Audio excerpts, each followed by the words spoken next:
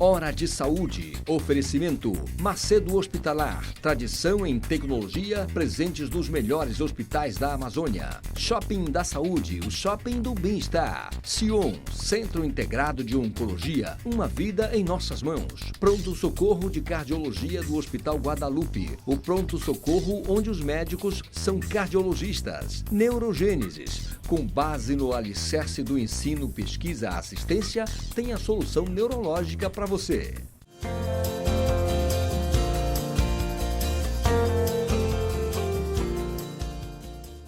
Caros amigos, mais uma vez no nosso programa dominical de saúde, Hora de Saúde. Hora de Saúde que é transmitido no estado do Pará pela TV RBA aqui em Belém, canal 13, e para o mundo inteiro neste exato momento pelo link tvrba.com.br. Hoje, excepcionalmente, nós temos dois convidados. A primeira convidada é a diretora do Instituto Evandro Chagas, a nossa referência mundial em ciência da Amazônia, a doutora Gisele Rachid. E por motivos do coronavírus, eu estou aqui no estúdio e a doutora Gisele Rachid está no Instituto Evandro Chagas via internet.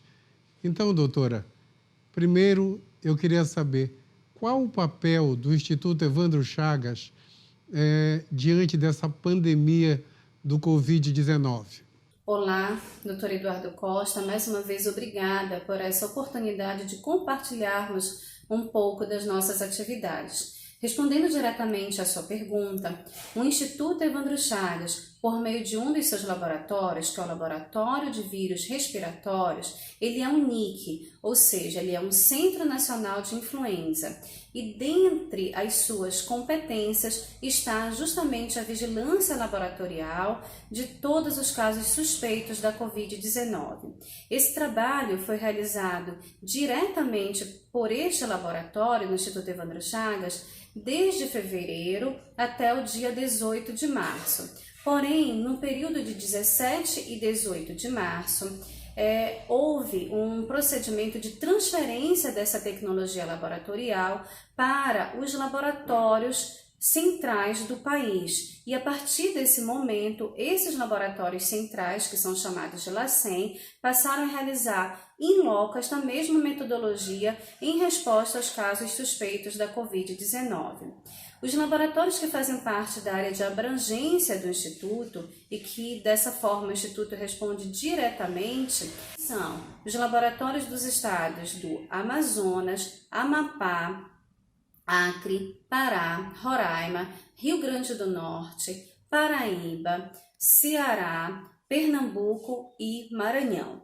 A partir desse momento, paralelamente a alguma análise laboratorial que esses laboratórios, porventura, podem encaminhar à instituição, principalmente em decorrência do aumento da demanda de solicitações, o Instituto Evandro Chagas também responde pela assessoria técnico-científica, pela consultoria, em especial em alguns casos que podem estar com laudos inconclusivos e também por todo o fluxo laboratorial diante da pandemia da Covid-19.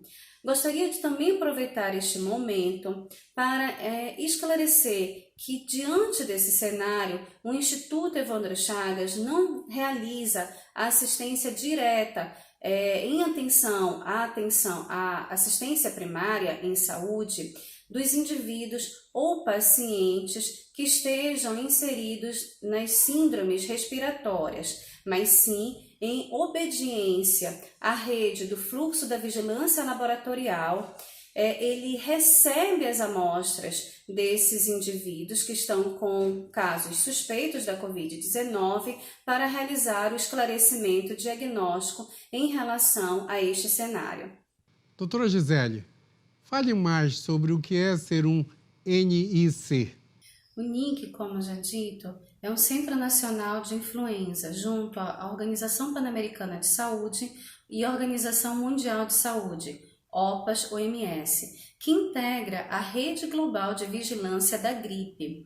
No Brasil, nós temos 3 NICs, um na Fundação Oswaldo Cruz, Fiocruz, no estado do Rio de Janeiro, o outro no Instituto Adolfo Lutz, no estado de São Paulo, e finalmente o do Instituto Evandro Chagas, no estado do Pará, que é o único nessa área de abrangência que reúne os estados das regiões Norte e Nordeste do Brasil. Esses NICs, eles são responsáveis, têm como sua missão responder por todas as atividades de prevenção e controle de qualquer ameaça da influenza no território brasileiro e atuam constantemente respondendo pelas estratégias de vigilância, resposta e preparação à influenza sazonal, pandêmica ou zoonótica, em utilizar, se apropriar das plataformas de monitoramento epidemiológico dos casos de influenza e principalmente na emissão de alertas globais para a possível circulação de novos vírus da gripe, assim como também de novos vírus relacionados às viroses respiratórias. Nesse contexto se enquadra a situação da Covid-19. Doutora Gisele, quantas pessoas trabalham com a testagem para o novo coronavírus com essa demanda enorme? E outra pergunta, atrasaram os trabalhos que vocês fazem normalmente, comprometeram a realização de tudo isso no dia a dia? O Laboratório de Vírus Respiratórios do Instituto Evandro Chagas, que tem como responsável a pesquisadora Mirleide Cordeiro e sua equipe, é composto essencialmente por 5 pessoas. Mas, em razão dessa demanda cada vez mais crescente, em resposta ao enfrentamento da emergência em saúde pública que estamos vivendo, houve necessidade da instituição ampliar esse quantitativo para 15 profissionais que hoje estão diretamente envolvidos na linha de frente de todas as ações de vigilância laboratorial que a instituição vem respondendo. Em relação às atividades e os compromissos assumidos, quer seja em relação às ações de vigilância em saúde, quer seja em relação às pesquisas operacionais e outras ações que a instituição detém como sua missão, elas têm sido dado prosseguimento a essas atividades, mas claro que houve uma necessidade de reorganização dos nossos processos e práticas realizados, assim como em obediência aos planos de contingenciamento em que todos os órgãos e instituições da administração pública federal tiveram que apresentar, nós também tivemos que reordenar e reorganizar esses processos para o enfrentamento oportuno desse cenário. Quanto tempo demora para um teste ser liberado? Isso é uma discussão enorme. Diz para a gente. O teste laboratorial que é realizado pela rede é um teste molecular que se baseia na detecção do material genético do vírus quando presente naquela amostra encaminhada para análise. O nome desse teste se chama RT-qPCR, que é um teste de reação, de amplificação do material genético do vírus em tempo real. Como o próprio nome sugere, é um teste relativamente rápido, que a partir do momento em que essa amostra é depositada no equipamento, esse processamento laboratorial dura, em média, 1h30 a 2 horas. Mas chamamos a atenção e aproveitamos essa pergunta para dizer que todo o processamento laboratorial ele passa por diferentes fases que vão desde a etapa pré-analítica, caracterizada principalmente pela triagem de todo o material recebido, passando pela fase analítica propriamente dita, até a fase pós-analítica com a emissão dos laudos com o resultado laboratorial em resposta a esses casos suspeitos da Covid-19.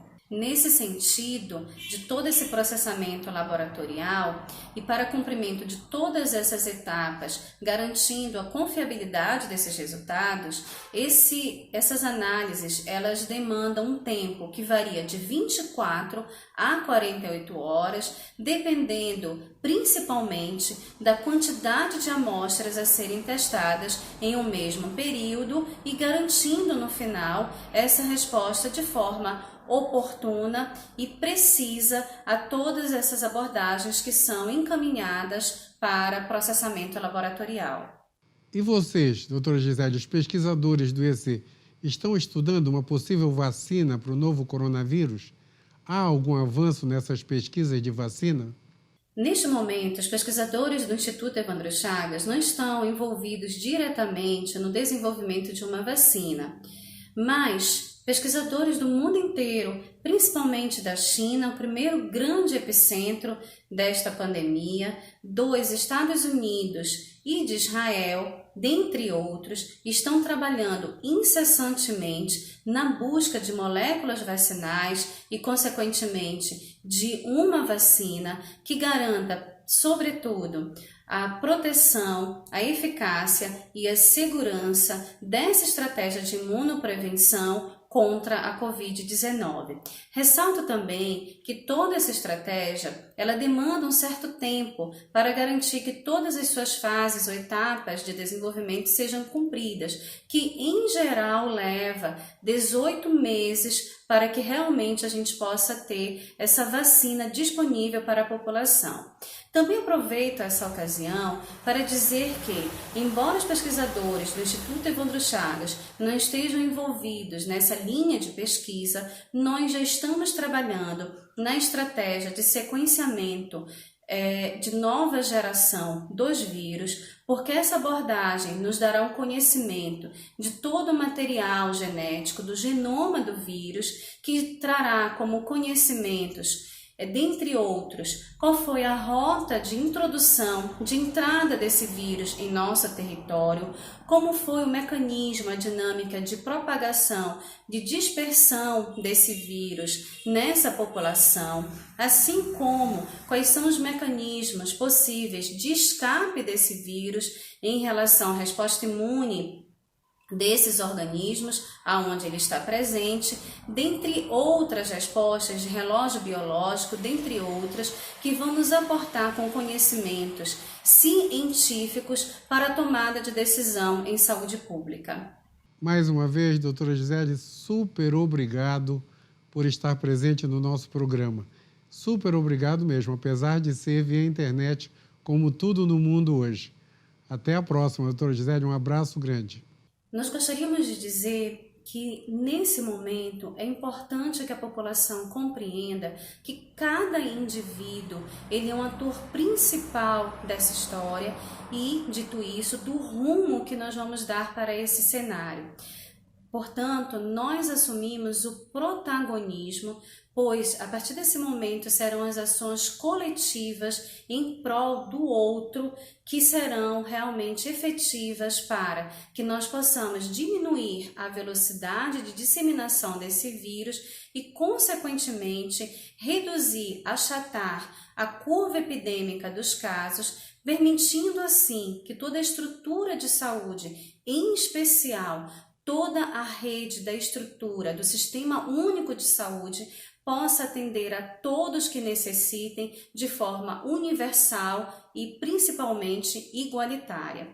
Pois todo esse trabalho que vem sendo desenvolvido, conduzido em especial pelo Ministério da Saúde, junto com a Secretaria de Vigilância em Saúde, que tem como pilares o planejamento estratégico, as evidências científicas e a disciplina, precisa ser cumprido de forma efetiva para a garantia desses objetivos comuns, que são principalmente o controle efetivo da disseminação de forma acelerada desse vírus em uma determinada população.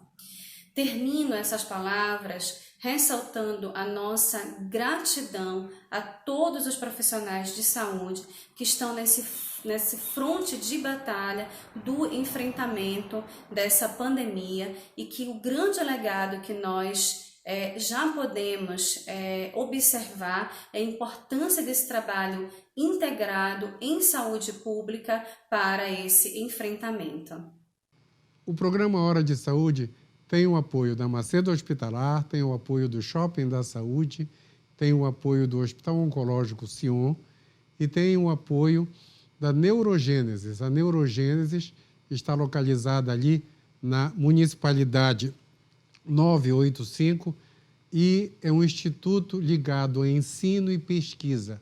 A neurogênese trata de neurologia, neurocirurgia, neuroradiologia, neuropsicologia, neuropediatria e pesquisa em neurogenética. Então, todos os problemas neurológicos, as doenças complexas, a gente trata hoje em Belém, em um dos lugares é a neurogênese, capitaneado pelo professor doutor Eric Pascoal, neurocirurgião. E também temos apoio do pronto-socorro de cardiologia do Hospital Guadalupe. Ali no meio da cidade, na Arcipreste Manuel Teodoro, todo mundo sabe, é um pronto-socorro de cardiologia, onde todos os médicos são cardiologistas, onde tem hemodinâmica 24 horas para tratamento constante e contínuo de infarto agudo do miocárdio e das doenças cardíacas. Pronto-socorro do Hospital Guadalupe. E nós estamos tremendamente orgulhosos por esses apoios agora no nosso programa Hora de Saúde.